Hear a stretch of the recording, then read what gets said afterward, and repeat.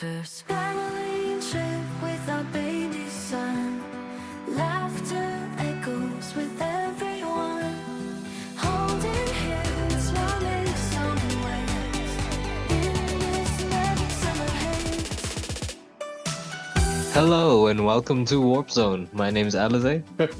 And my name is Jackie. Remember, if your friend identifies as a cat, for the love of God, please don't let it drive. What the f? You haven't seen it? There's a video online, and an officer stopped a car, and there's two passengers in it. The police asked the driver to show him the driving license, and the friend sit beside him said, "My friend identified as a cat." So the officer said, "So you identify your friend as a cat?" And he said, "Yes." And okay, so he doesn't have a license. He said, "Yes." And you're in trouble too because you let your cat drive. Okay, no, I haven't seen that video. Interesting. As always, thank you for joining us as we bring you weekly entertainment and gaming news. Yeah, let's go straight to small talk. How's that?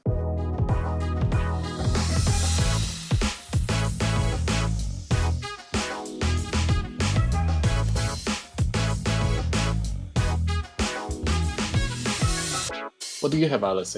So, Jackie, are you a big musical fan? Have you ever seen one of the Broadway shows? Yeah, I actually seen quite a few Broadway shows. Even when I was in England, right? I went to see West End shows as well. Have you seen any? No, I haven't seen any plays. I feel like I saw like a community center play, but I've never been to America. I haven't gone to the State Theater here in town, not for like a full play. Oh, so why you choose this topic? Because I wanted to hear about if you've been to plays. Like, what are the odds of me catching a good play on Broadway? Oh, okay. Well, the thing is, even though in South Africa, I went to see, well, I didn't actually, but George went to see Mamma Mia in Johannesburg or Pretoria, I forgot where, but it's in a hotel. So yeah, he went to see Mamma Mia locally in South Africa, but according to him, it's not great. The production is really not great. The singing is not great. The choreography is not great. Everyone is like everywhere. It's not in sync when they dance. The acting from the main female actress, she was fine, but the rest of them are not great. Oh, God. If you're in the Mamma Mia musical, there's a lot of horny grandmother in the play because whenever there's someone come out without a shirt, they would just whistle and just like, woohoo, that kind of thing. I think that's good fun then. That's fine. I was wondering what you were going to say, but okay. No, Yeah, they didn't whip it out or something. They didn't do yeah. No, them whistling is fine. It's just that it's good fun. But there's another musical coming out in South Africa. We kind of want to see, which is Dear Evan Hansen. Me and Josh love Dear Evan Hansen. I bought the soundtrack a while back when it came out, and I love all the songs in Dear Evan Hansen. Obviously, we cannot go to the States to see the musical, but there's one coming. We may consider to see that one, but it depends. That sounds pretty cool. Yeah, I've seen boards of like different plays that are going to be playing on, but I've never actually gone to one. I think it would be a good experience just to experience what is a musical play like. But I can tell you some of my experience. I'm going to tell you my okay category first. So Mamma Mia and Queen of the Desert, Priscilla, is considered as okay. And I also saw The Phantom of the Opera in Canada and Cats in Canada as well. Phantom of the Opera is one of the first musical I ever seen in my life. It was phenomenal when I see it because it's my first musical. And there's a lot of scenes. It's very extraordinary with the setup and stuff. The Phantom of the Opera, the chandelier fall down from the ceiling, right? That scene was really nice. And the one where they do the canoe in the water, that one is so nice as well because it gives you an illusion that they're really paddling on the water, but it's actually on the stage. So it's really nice setup. I remember I saw Cats as well. Cats was okay for me. I still don't understand the story. Like, what is Cats about? I don't think anyone know what Cats about. If you know, that's crazy. You have a brain problem. So, I'm kidding. My top three musical. I give you top three musical or play. First one is Wicked. I first saw Wicked when I was in New York a while back, and Kristen Chenoweth was in it. So it's like one of the first cast member for Wicked. I saw two times when I was in New York. Both time I really, really love it. The setup was phenomenal. The story is crazily good. The cast obviously is very, very good because Kristen Chenoweth was in it and she was amazing. Music, oh my god, the music. The music, I listened to the soundtrack more than like 50 times. I would say 60 times. At least I'm still listening to it, even though right now. That's why I'm so looking forward to see the movie version of Wicked with Ariana Grande in it. I will listen to that soundtrack when it comes out like million times for sure. So yeah, Wicked would be my top best musical or play. And the second one is Cabaret. I saw Cabaret in London with Will Young in it. He was phenomenal in the musical play, and the play was really good as well. The last play I consider my top three is Harry Potter and the Cursed Child. I watch a lot of musical and play, right? Harry Potter and the Cursed Child is one of the best play. It's actually not one of the best. Yeah, Wicked is also good as well, but Harry Potter is really, really my top two or top one play I ever seen in my life. If I summarize what is Harry Potter and the Cursed Child like, it's like a play with magic in it. No, seriously, they do a lot of magic that you don't even know how to do it on the stage. You know, when you watch the Harry Potter movie in the movie theater, you know they put special effects, right? So you can trick people by using After Effects or special effects in the movie.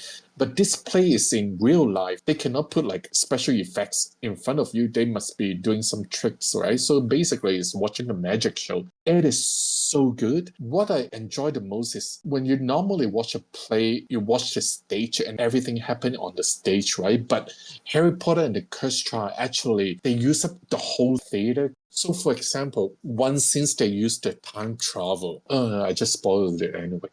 When when one of the characters used the time travel in the play, it gives the whole theater suddenly you feel like it's vibrate because they put the lights on 360 in the theater and you feel like the whole theater just shake when they use the time travel and suddenly you travel in time. You got the real experience in it. So they have one scene with Dementors fly around in the theater. You actually seen the movement of the Dementor. You know, it's kind of like cloth floating in the air, right? So they give you that softened cloth flying effects from the Dementors. And they're actually flying overhead on top of you in the theater. It's very nicely done. And there's some scenes you can see they swimming under the water and stuff like that. You can totally feel that in front of you. It's such a phenomenal play.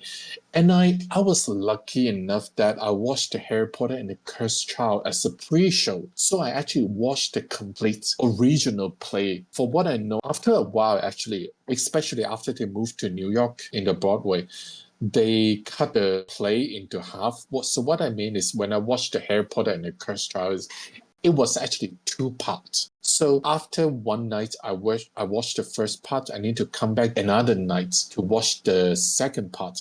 But even though first part also have the intermission, so you have a break in between. So the whole play, if you watch part one and part two, it's actually quite a lot of hours for that play. I don't know anything can top this, but this is one of the best play in the universe. And then, yeah, after they moved to New York, they combined two parts into one play. So I consider myself as really lucky that I actually got ticket to see the Harry Potter and the Cursed Child before I leave England. Yeah. That's my first top three play I ever seen. Can you imagine how much they had to cut out to make it one thing if it would be like what, 6, 7 hours? I would love to see the new edition of the Harry Potter and the Cursed Child play to see what they cut off and stuff. Don't get me wrong, I still think it's the phenomenal play, even though they put into one show, but I would still consider to see the new edition of Harry Potter and the Cursed Child, just to see how they edit it. And I can tell you what's the worst musical I have ever seen. Don't say Grease. Grease and West Side Story, the classics. I really want to see the classics.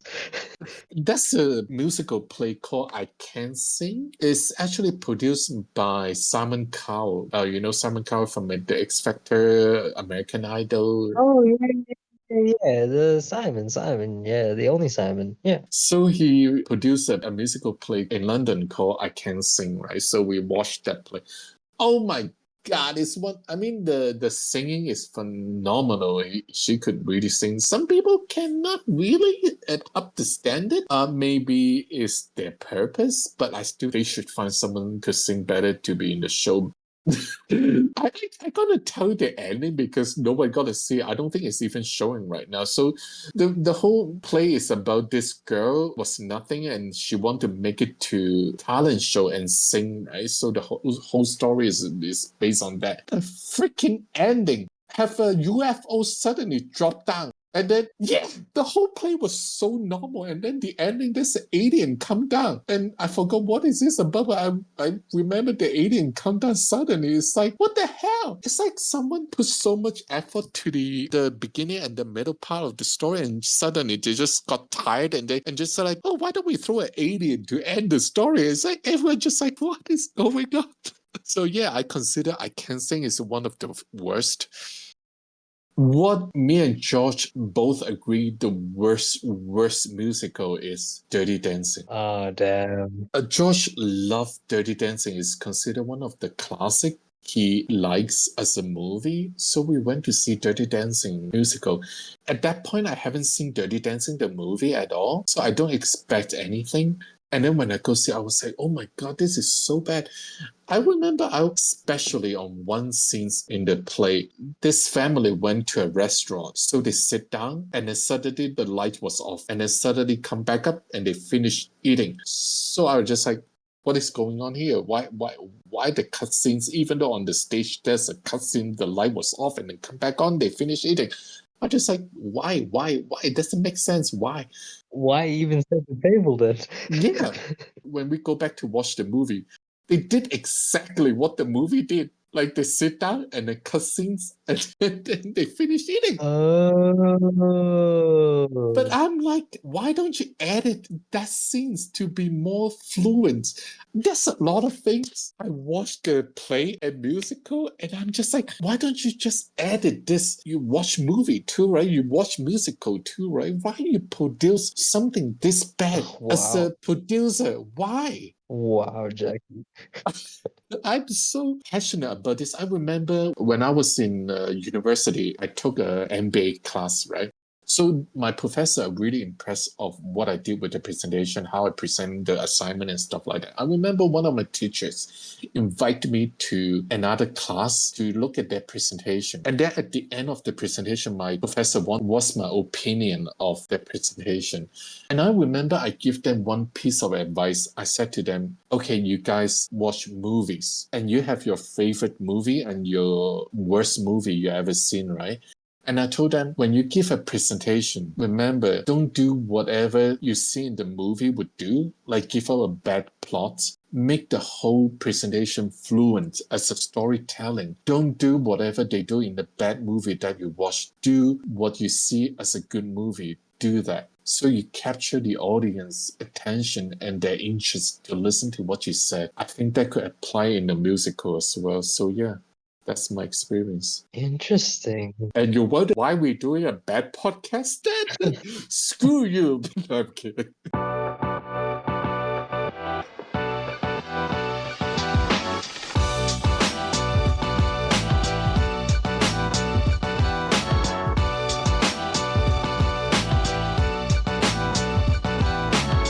Well, geez, Jackie. I guess let's get on with this format then. Can you give me some entertainment news, buddy? Yes, for entertainment news. First, I want to talk about news about two theme parks. There is new information coming out regarding a new Epic Universe theme park in Orlando. On October 17, officials announced what we can expect to see at this new Epic Universe theme park. The park will be divided into 6 sections. They are Whistling World of Harry Potter, Super Nintendo World, How to Train Your Dragon, Celestial Park, Helios, and the Dark Universe of Universal's Monsters. I think you would be interested in the Super Nintendo world because last time when we talked about the Nintendo Museum, you want to see a lot of Zeldas, Kirby, and stuff like that. And you may find it in the Super Nintendo world, but it may also end up with more Mario and Luigi. But I think it's still fun to look at. So guests will have the option to choose between 3 to 4 or 5 days ticket, with only one of those days at Epic Universe, and the rest will be at Universal Studio Florida or Universal's Islands of Adventure. You can also add ticket to Volcano Bay Water Park for an additional cost.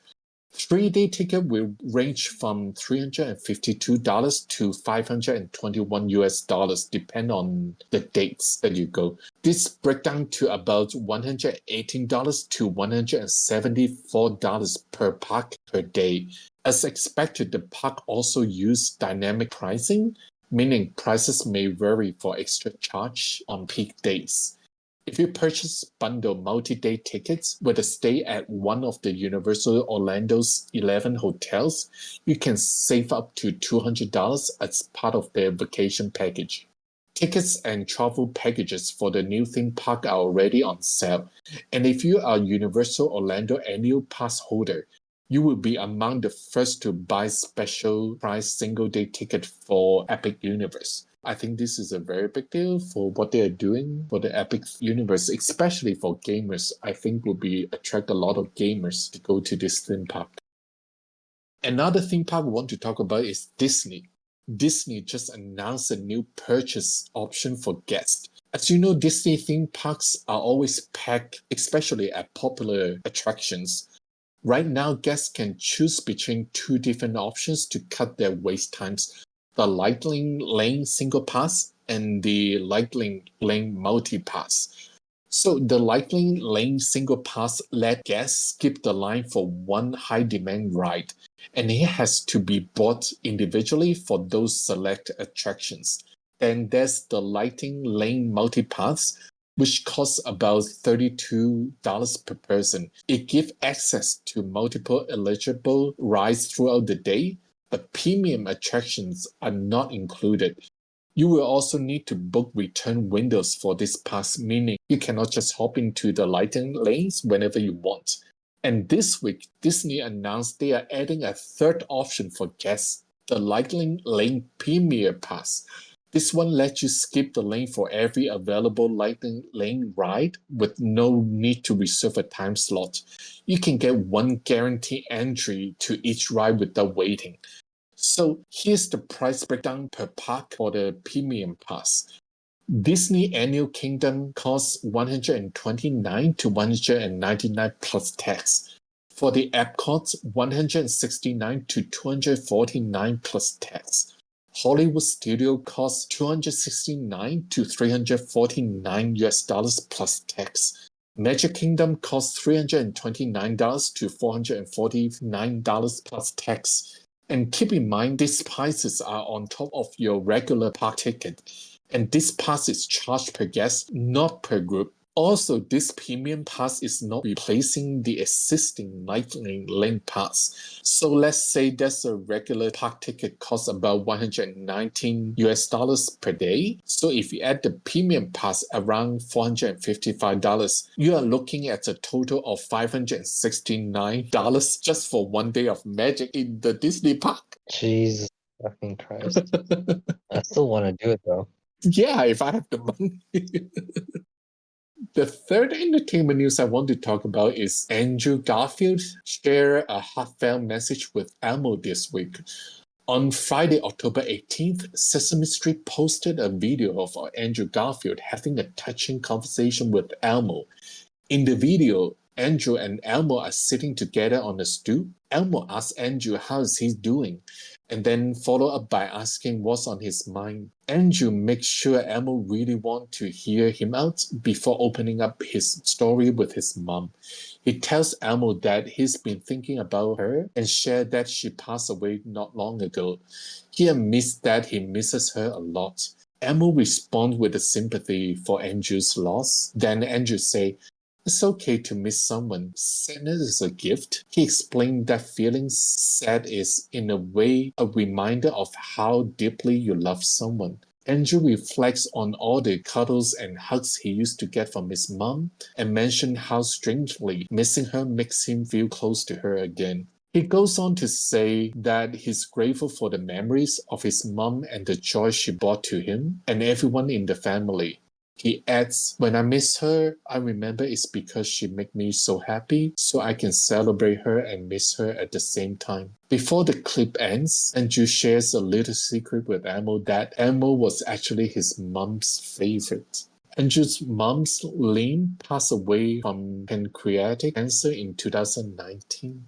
That was actually a really touching clip when I watched it. And speaking of passing, Liam Payne, one of the 5 members of the One Direction boy band, tragically passed away on October 17th. This incident took place at the Carter Hotel in Argentina. According to the Associated Press, Liam fell 3 floors from his hotel balcony. Before the fall, the hotel manager had reportedly called 911 to report that Liam was intoxicated and destroying his room. In the 911 call obtained by TMZ, hotel officials urgently request assistance, describing the guests as drunk with drugs and alcohol. The manager also told authorities they needed to send someone with urgency, expressing concern for the guest's safety. He said the guest was trashing the hotel room, and during the call, the manager also expressed concern for Liam's safety, and he could do something life-threatening because in Liam's room there's a balcony, and he also mentioned that hotel staff couldn't get access to that room. Sadly, by the time police arrived, Liam has already fallen from the balcony and was found lifeless on the ground below. On October 18th, Liam's father, Geoff Payne, flew to Argentina. He was seen outside the hotel, spending time with fans and observing a moment of silence in honor of his son. Local authorities confirmed that Geoff later went to the morgue to identify Liam's body and returned to the hotel to collect his personal belongings. Liam was not married but leaves behind his 7-year-old son, Bear Gray Payne, behind, whom he shares with British pop star Cheryl Crow. Liam passed away at the age of 31 years old. And that's my entertainment news for this week. So, newcomers next. Let's see, tell us what you have.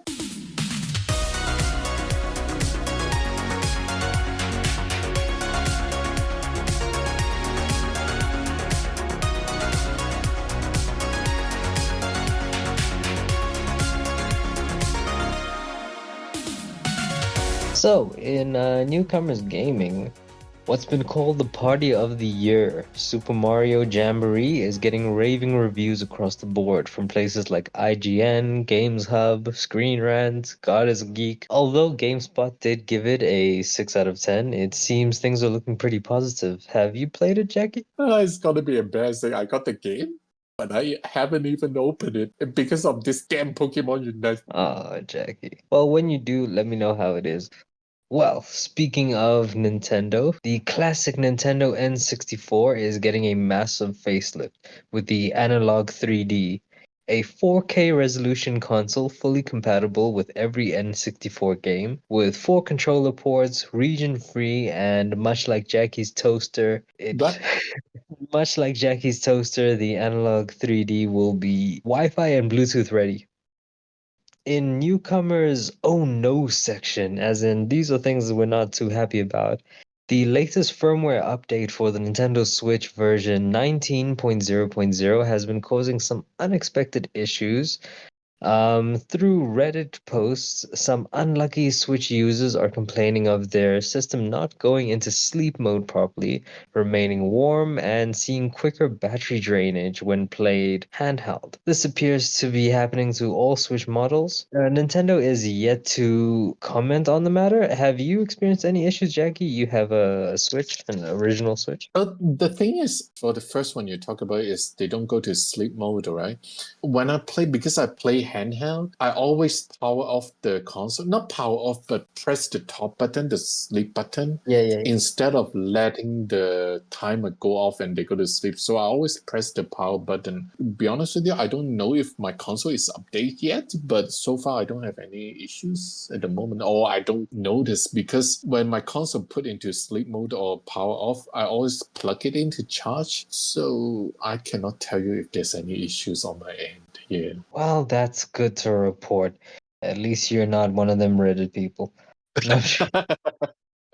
That's right. So do you have any newcomers on your side, Jacko? Oh my god, I have a lot with the TV and movies newcomer for this week. The first one I want to talk about is news and update for Tim Allen's new upcoming sitcom on ABC. There's a new comedy sitcom called Shifting Gears coming soon to ABC, with Tim Allen leading the cast in the show. Tim Allen plays a character named Matt. Kate Dennings, known as her role in Two Broke Girls, will co-star as Riley, which is Matt's daughter. The story revolves around Riley moving into her father's house with her kids, and they try to repair their strained father and daughter relationship. This week, it was also announced that Sean William Scott will join the show as a regular cast member. He will play a character named Gabriel, described as a family friend of both Matt and Riley, who works in the shop alongside with Matt.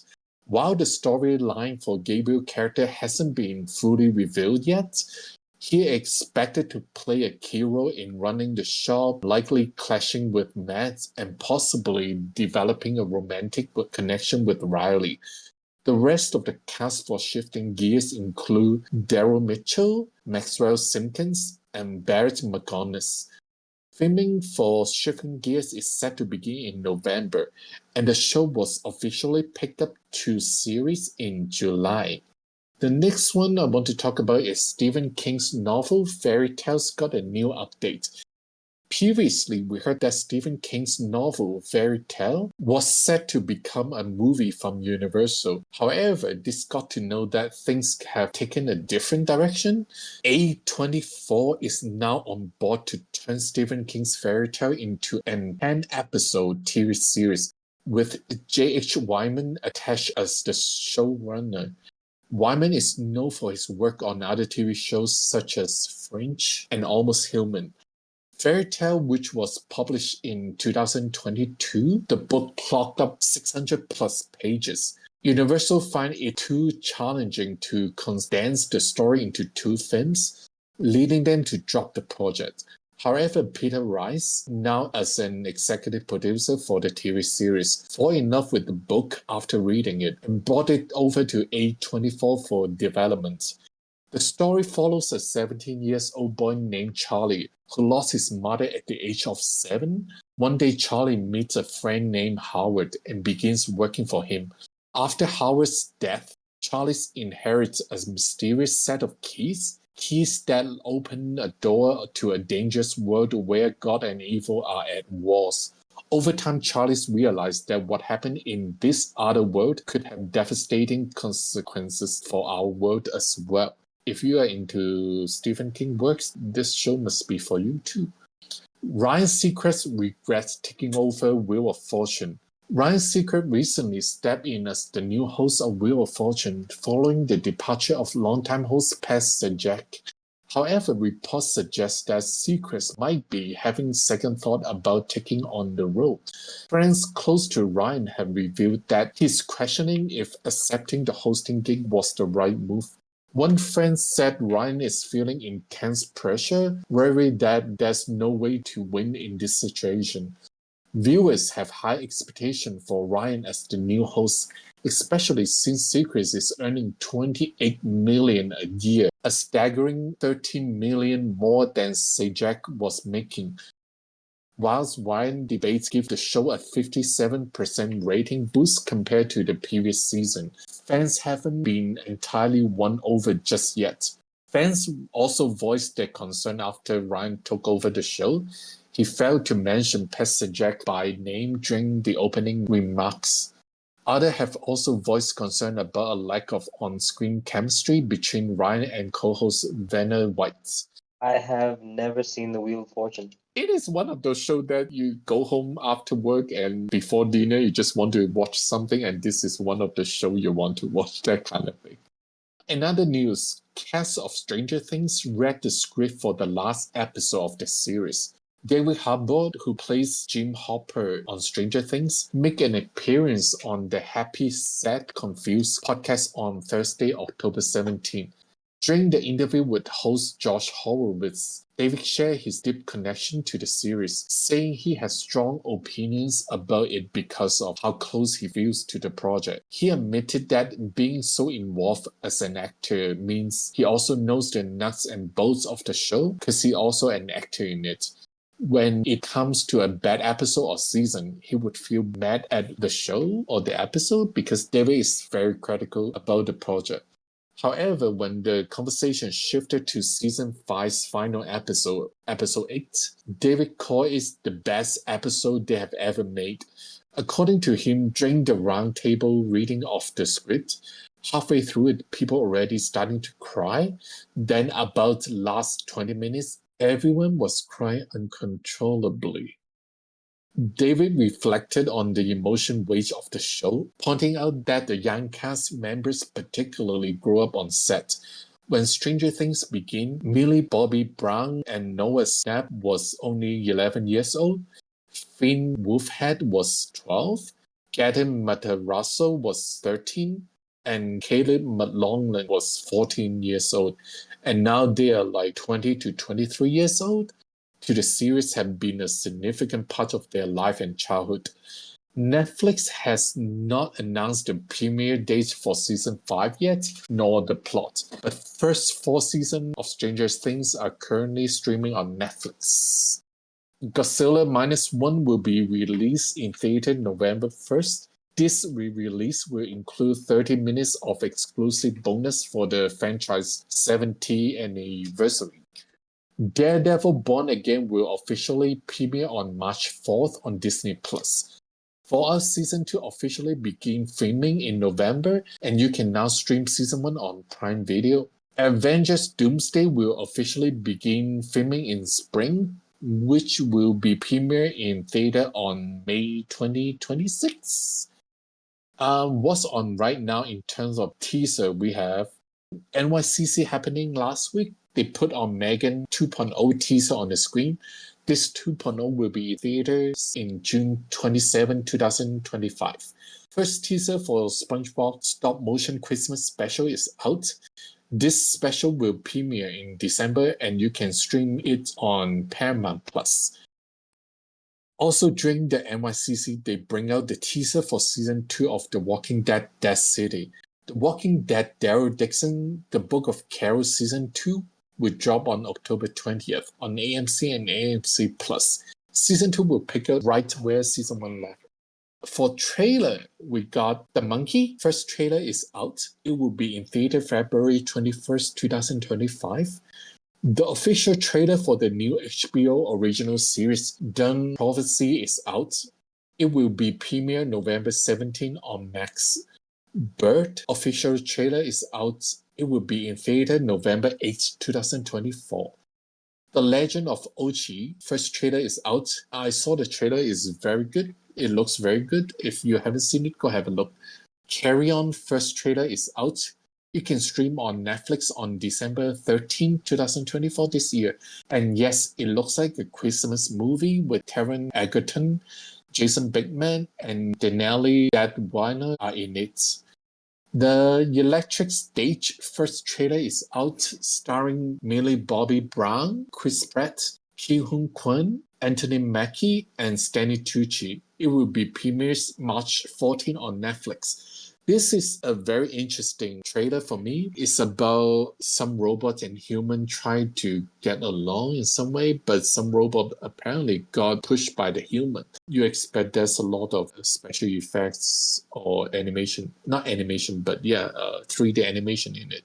Goosebumps The Vanishing trailer is out. Zach Morris, Miles McKinnon, David Schwimmer, and Isa Briones are in it. Movie will be premiering January 10th on Disney Plus and Hulu for the Halloween festival. In movie theater, we have Gladiator 2 and Smile 2 are on right now. Video on demand, we have Alien Romulus, The Raw Robot, Stream, The Falling Star, Reagan, Batman, Lee, and Transformers 1. On Amazon Prime, we have The Brothers, The Yin Yang Master Zero, The Park Maniac, The Devil's Hour Season 2. Netflix, we have a new Sing short film titled Sing Thriller.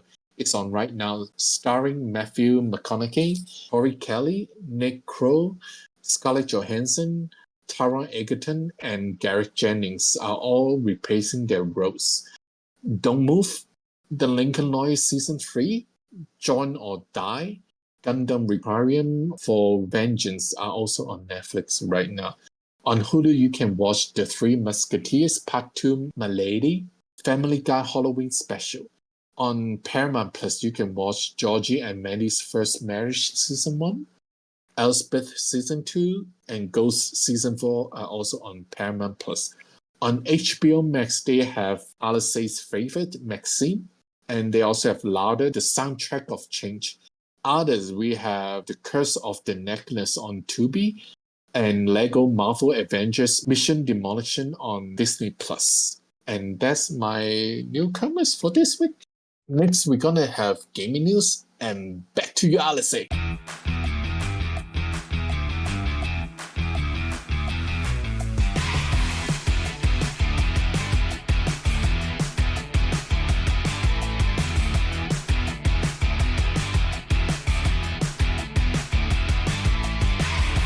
Thank you, Jack. Okay, gaming news. Gamescom Asia was this past weekend, October 17th to October 20th. With over 40,000 visitors and 150 exhibitors, Gamescom Asia's media partners VGC covered the event from Singapore, and it was quite the event with everything you'd expect from AAA games, indie titles to cosplay. So a full Gamescom, exactly what you'd expect. Bandai Namco has begun cutting its workforce after the cancellation of several titles due to the lackluster demand. I swear, every episode there's something about people losing their jobs. Bandai Namco cannot outright lay off the employees, but is reportedly using the Japanese approach of oidashibeya to indirectly force people out, according to the article on NintendoWire.com. Bandai Namco has issued a statement, quote, "Our decisions to discontinue games are based on comprehensive assessments of the situation." This was from a Bandai Namco representative to Bloomberg. Some employees may need to wait a certain amount of time before they are assigned their next project, but we do move forward with assignments as new projects emerge. There is no organization like Oidashibeya at Bandai Namco Studios designed to pressure people to leave voluntarily. An article on IGN by Wesley Yinpool covers how authorities in Kuwait have blocked the release of Call of Duty Black Ops 6 just days before it was due to launch. They were provided a statement by a spokesperson for Activision saying, quote, "Call of Duty Black Ops 6 has not been approved for release in Kuwait. At this time, the title will not be available for release in the region. As a result, all pre-orders in Kuwait will be cancelled and refunded to the original point of purchase. We remain hopeful that local authorities will reconsider and allow players in Kuwait to enjoy this all-new experience in the Black Ops series." Just if you didn't know, Black Ops 6 is set in the 90s amid the Gulf War, which kicked off when Iraq invaded Kuwait on August 2nd, 1990. Though they don't say it, it probably has something to do with that. In lighter news, any Yu-Gi-Oh fans will be happy to hear that Yu-Gi-Oh's Early Days collection will be releasing February 27th, 2025 on Switch and PC Steam. Games added are Yu-Gi-Oh! Eternal Souls, Yu-Gi-Oh! The Sacred Cards, Yu-Gi-Oh! Reshef of Destruction. The classic ones, none of the ones I played, but it is what it is. Early this month, Nintendo announced that they would be running playtests for a new online subscription service, and the playtest has finally gone live. The game is actually a Minecraft-like MMO, which is a mass multiplayer online game. where players team up to develop a massive world using their creativity, farming resources, using beacons to purify the land from rot or whatever. We can actually look forward to some gameplay coming soon on YouTube or whatever. Playtesters will be able to release some footage eventually. Marvel's Spider-Man 2 will be coming to PC January 30th, 2025. Though no new content has been announced for the games, everything post-launch, so costumes, photo mode, that'll all be something to still look forward to on the PC, and of course your PC's graphics, which I know you've put a lot of money into it. Speaking of hit games, the master disc for Black Myth Wukong is ready, so the physical PS5 disc should be available soon. And finally, Sega is taking a page out of Nintendo's playbook and launching a retail store in Tokyo, Japan, and in the same building as a Nintendo store. So clearly, the Nintendo retail stores have indeed been successful, and I guess I can see the cause of envy there. That's very good. I would say that's a really good report. I'm really impressed by the report this week. Next, I would say gonna talk about topic of the week, and we're gonna carry on the segment. Oh shit, I am. I am gonna do that.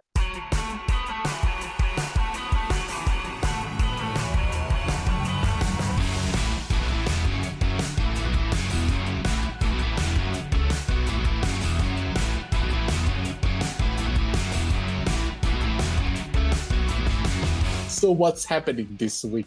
So this week we'll be heading over to the Xbox Partner Preview Zone. For those of you who don't know, the Xbox Partner Preview is a digital event where Microsoft showcases upcoming games from third-party developers. It features trailers and announcements for games across different genres, focusing on titles coming to the Xbox platforms and services like Game Pass and PC and Steam and things like that.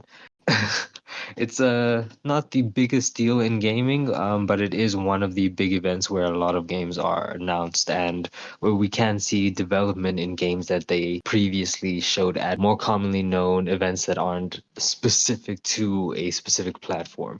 For instance, like a huge expo where all of them are competing to show something cool. Now, this is just for them, the things that they're already talking about, or some new things and surprises.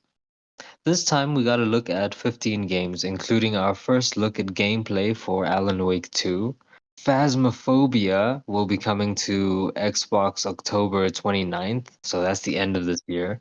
And Like a Dragon Pirate Yakuza got a new trailer showing off the naval battle system. So for those of you who are looking forward to fighting with your ship and getting onto another ship, that trailer is out, and you can see the entire showcase as well. So the other games that were announced, there was Animal Well, which is a mystery 2D platformer. It looks kind of trippy. It's got this dark aesthetic to it. I think the story was something like all shadows and all animals have shadows. So it's supposed to be kind of look like everything's animal based, and some of the animals look like shadow monsters of bunnies or whatever, or crocodiles or something like that. There's also Blind Fire, which is a first-person shooter where all the areas are dark and inky, so it's supposed to be like shit hard to see until you see someone's color or something. There's Chronos, The New Dawn, which is a survival horror by the Bloomer game. The game itself will take place in the 1980s, communist Poland, a futuristic wasteland following a pandemic known as the Change. So this shit look crazy, my guy. This shit look crazy. You like it, eh? Yeah, no, like the trailer looked good. The synopsis sounds kind of crazy. Like you look and you're like, damn, what's happening here now? There were some games like that. I mean, look, I'm not too interested in Blind Fire because I don't play first-person shooters. They make my eyes hurt. I need my glasses, and I hate my glasses, man. For all those anime fans, there was Eden Zero, a third-person action game based on the anime and manga with the same name. So if you know it, you know it. If you don't, you're like me and you just know it's an anime game. So it's probably going to cost like 1.6 Oh, in rands, in rands. You know how fucking yes. games are. Yeah, I know. Eternal Strands is a new action RPG from a team of developers who worked on Dragon Age, Assassin's Creed, and more. There will be a unique magic system an in-depth crafting system, big bosses that you can actually climb in battle. It will be available on Game Pass as soon as it launches, which is sometime in 2025. But I think Xbox is trying to push it. It looks pretty good. It looks like the developers are trying to make something very unique. For those of you who like Control, there's FBC Firebreak. It's a new shooter spin-off of Control where you are placed in the ranks of a Federal Bureau of Control and take on the horrors of the oldest house. Anyone can tell me what the oldest house? Please hit us up on at WTWZ Podcast. We're on the app formerly known as Twitter. The Legend of Babu is an action-adventure set across a magical island featuring a big fluffy dog. You play as a human though, but you have a big fluffy dog. Yay. We got the world premiere for Mistful Hunter, a Souls-like game with an extraction action system. And then something I kind of look forward to. Mouse PI for Hire is a first-person shooter in an old-school cartoon style. This shit looks like fire. This shit looks crazy. It looks like if Mickey Mouse was given a gun, like he's a detective and he's like, "This is a good day to be a mouse." Pop, pop, pop, just shooting people. Pop, pop. I don't know. It looks kind of fun. So they did say Subnautica 2 will be getting an early release for Xbox and PC when it does come out. And yeah, Wheel World, formerly known as Ghost Bike, got a new trailer. And finally, Wu Chang, Fallen Feathers, received a new trailer. It is a dark fantasy storyline set in the Ming Dynasty. And that's that. Good job, man. Thank you, Alice. That's a very nice report. How about you hit me with that funky music, Jackie?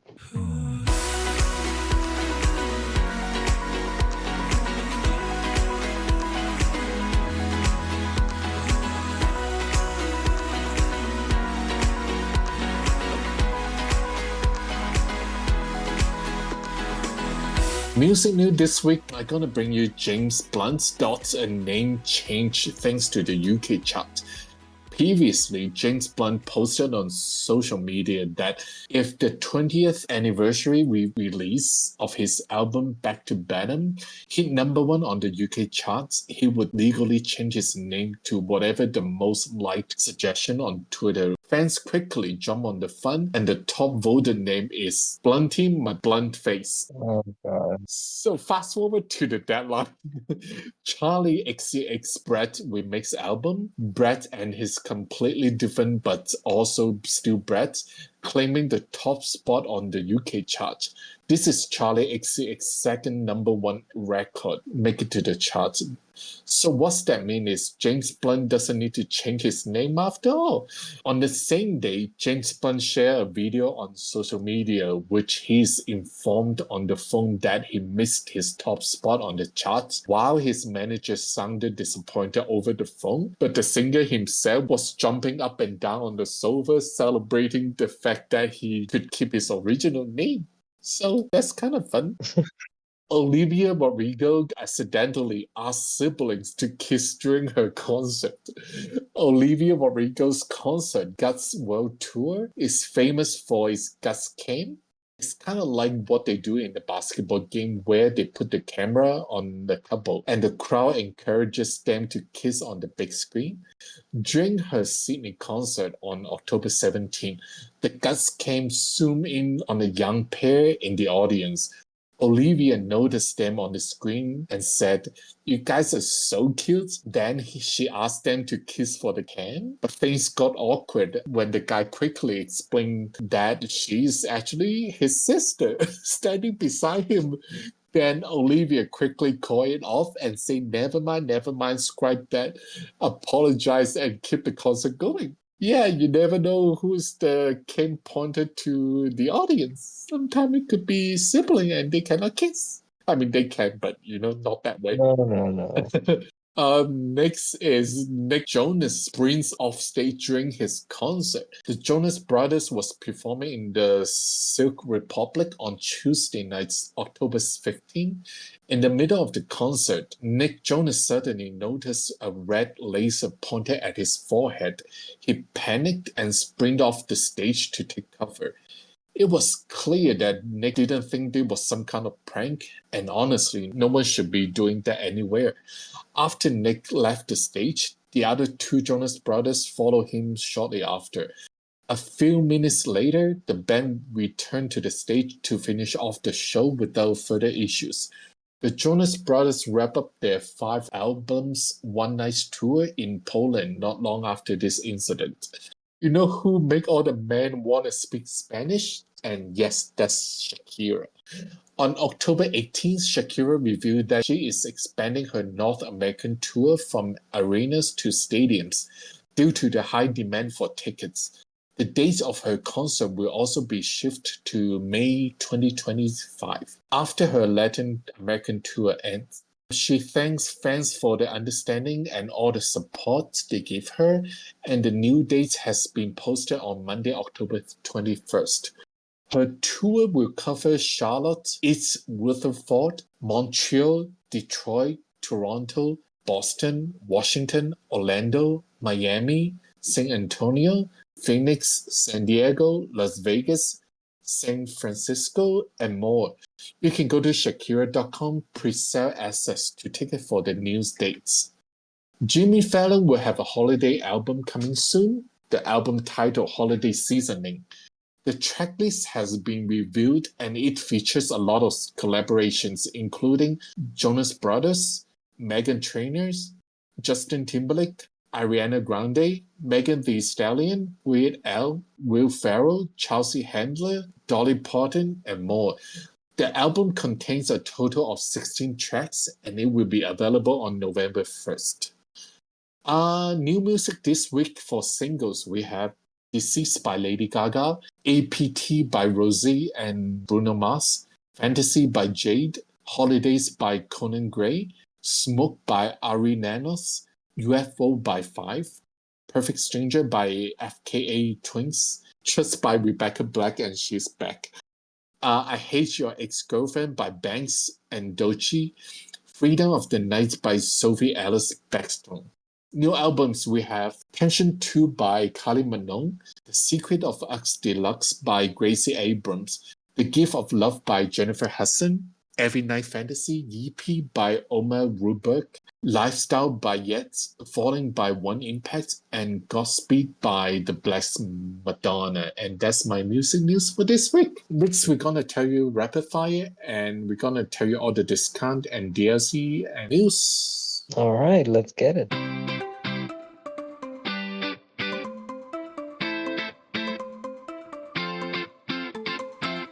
For discount from Games Planet, we have Mega Man franchise on sale. And we also have Konichu Gemi, Path of the Godness for Steam is $35.99.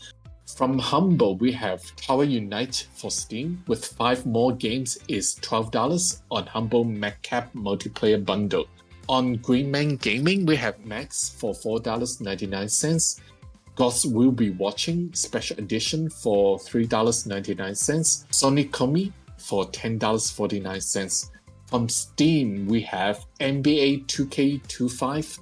Got a Spotlight deal. You can save up for 30% on that. Total Conflicts Resistance for $22.49 or 202 Rand 50 cents. Dramatical Murder for $11.99 or 111 Rand. The Messenger for $3.99 or 37 Rand. Wayfinder is $22.49 or 207 Rand.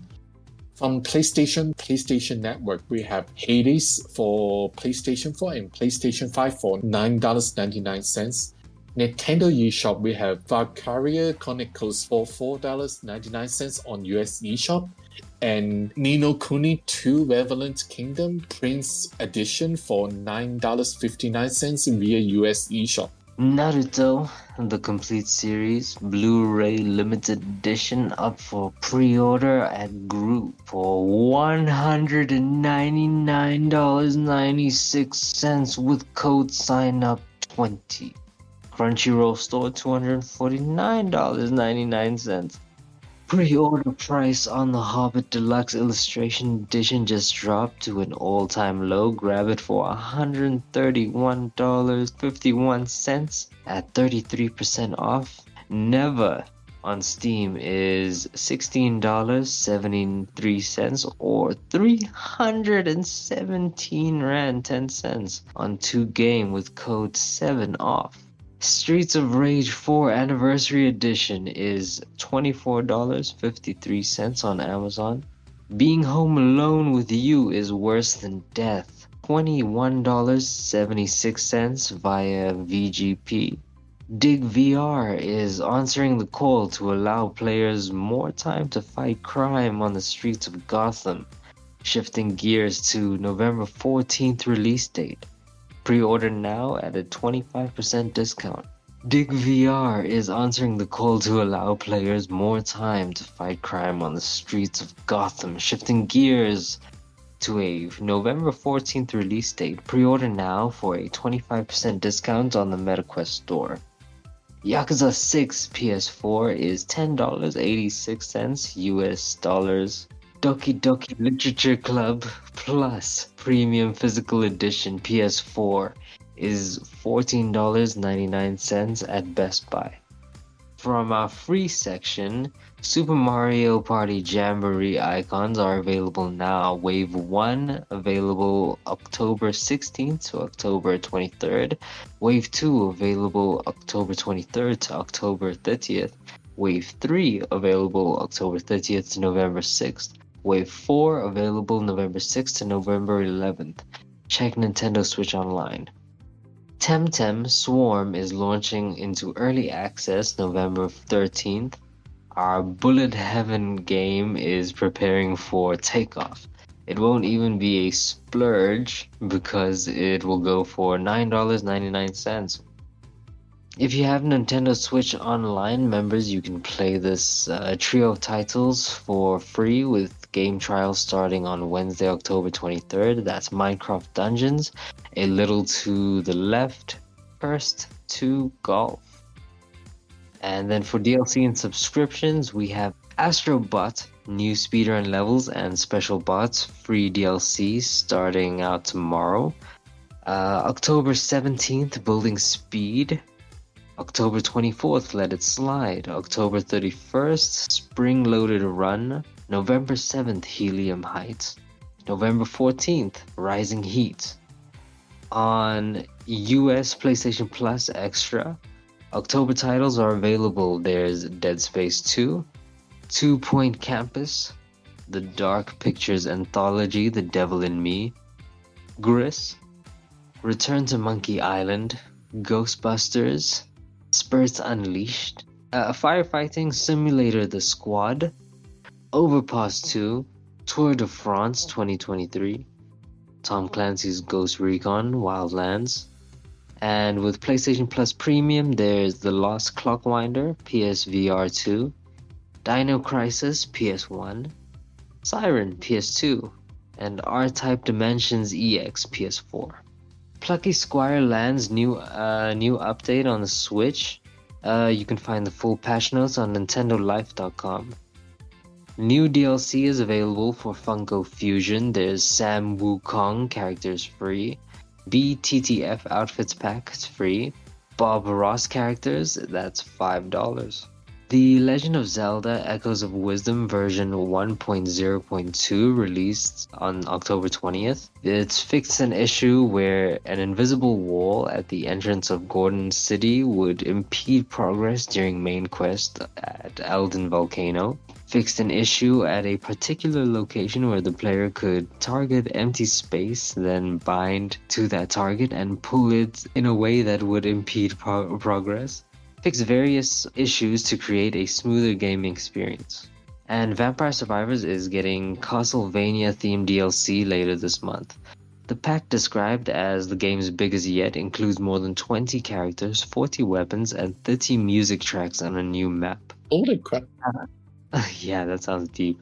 Alan Wake 2 Anniversary Update detailed, so options to invert the X-axis, DualSense gyro aiming, DualSense haptic support for healing items, throwables, gameplay assist options, quick turn, autocomplete QTE, button tapping to single tap, weapon charging with taps, healing items with taps, light shifters with taps, player invulnerability, player immortality, one-shot kill, infinite ammo, infinite flashlight batteries. Ooh, that's a lot. What are your goddamn final thoughts, you beautiful son of a bitch? This week, I want to say thank you for our friends Yessi for listening to our podcast every single week. And I also want to say good job on Alice. Really impressed with this episode with his report. And 2 pieces of advice. If you are dating a twins, make sure you check before you go for a second base to make sure that's the one you are dating. And lastly, remember, don't show your true colors on your first date. Wait until the second date. Oh, Jackie. Well, people are people, so let's treat them like it. Unless they are bastards, in which case then treat them like that, I guess. Thank you to everyone and anyone who listened to us this far and even gave us 5 seconds of their time. We truly appreciate all the support and it means the world to us. If you ever want to reach out to us, once again, you can reach us on the app formerly known as Twitter on WTWZ Podcast. Yeah, give us ideas for topics. Tell us we should, do better. Let us know which bridges we can jump off of. And yeah, I gotta go switch on my fridge. Thank you guys for listening, and we'll see you next time. Every time's gonna make me what you want. Burning time's gonna make me what. Every time's gonna make me what you wanna. Oh. Every time's gonna make me what you wanna. Cutting down's gonna make me what. Every time's gonna make me what you wanna. Oh.